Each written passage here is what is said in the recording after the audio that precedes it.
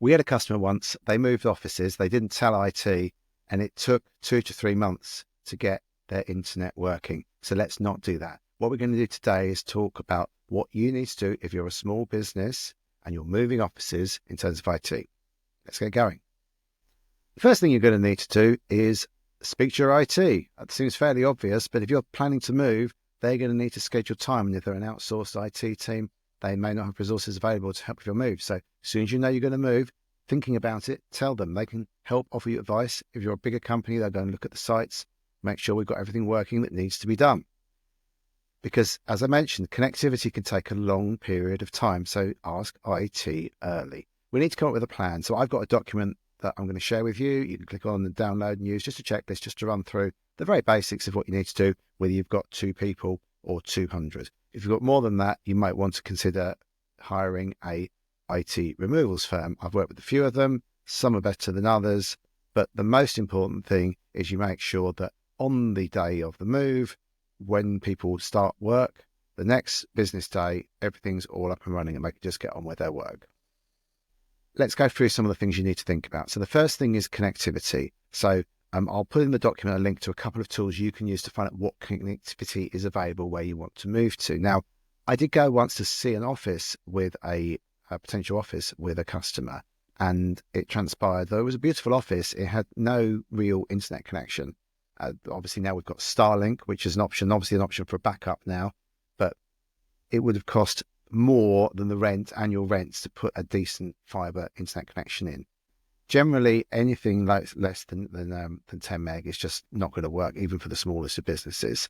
And don't be told, oh yes, we've got internet, it works. Somebody actually needs to go and do a speed test and check what's available, because you may find when you get there, it's not fast enough. Your phones don't work. It keeps dropping in and out, especially if you're in a rural location and it's got overhead wires. Unfortunately, in the UK, we're very behind the rest of the world. A lot of it's on old copper wiring. Some of it's 100 years old. And it's just not very good. And getting good, reliable internet could take a while. Obviously, we can put things like Starlink in, but they're quite expensive for a small business. And obviously, the latency is a little bit slow. What that means is, so when you're measuring the internet speed, there's 2 things really you want to measure. There's the latency, how long it takes for data to go and come back, and how much data can go down the pipe at once. So it's a bit like, current and voltage and electricity. Anyway, then we want to think about the phone. So if you've got a phone system, a physical phone system in your old office, or it's hung off someone else's phone system, you're going to need to arrange to move that. You're going to need to arrange to move the PBX, the servers for the phone system, to the new location. That's going to involve coordinating with your phone provider, possibly porting to a new phone system.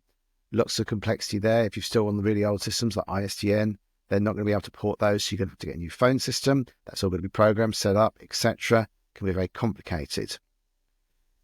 Then we've got the cabling between the PCs and the desks. Now, don't get confused here. A lot of people think, well, we've got Wi-Fi. That means that's all we need. You need to have a wired network point for each PC. It doesn't work over wireless unless you've only got 2 or 3 computers. It's just not reliable enough. You need to have wired networking. That needs to be put in. That's called structured cabling. There's a wire box on the wall that runs back to a big cabinet somewhere for each person. It's possible you only need 1 point per person, but certainly that needs to be done. And then those need switches and stuff to connect them all up together. That all needs to be organised. You may have to get, if you're planning to do refurbishment in the office you're moving to, that needs to be planned. Don't rely on electricians or people that do design work to do structured cabling. I've been into several sites where it all had to be ripped out and done again because it was done so poorly. So make sure you get advice from a professional cabling company what it should look like. I've got a spec sheet. Again, I'll share that with you if you want. It says the minimum requirements for structured cabling to be done properly. And generally we say we don't get electricians to run the cables because they don't know they're very fragile. Network cables are much, much smaller than mains electric cables. And if you pull them and you damage them, they may still connect, but you're going to have issues down the line. And that's also a problem. Sometimes people say, well, we've got connections, all the points are there, and you go and look at them and the cabling's 20 years old and just doesn't work anymore. It may physically connect. You may be able to get a little link light on your computer, but when you try and work, you get endless issues, and then IT are told, oh, well, it's your problem. The server's not fast enough, when it's actually down to the cabling. So get some professional advice there. You need to think about egress and entry to the building. Do you need to put in a door entry system? And what are you doing about physical access to the building? Are you going to have key fobs? Do you need to distribute those? Is that part of the door entry system? You're going to have CCTV put in.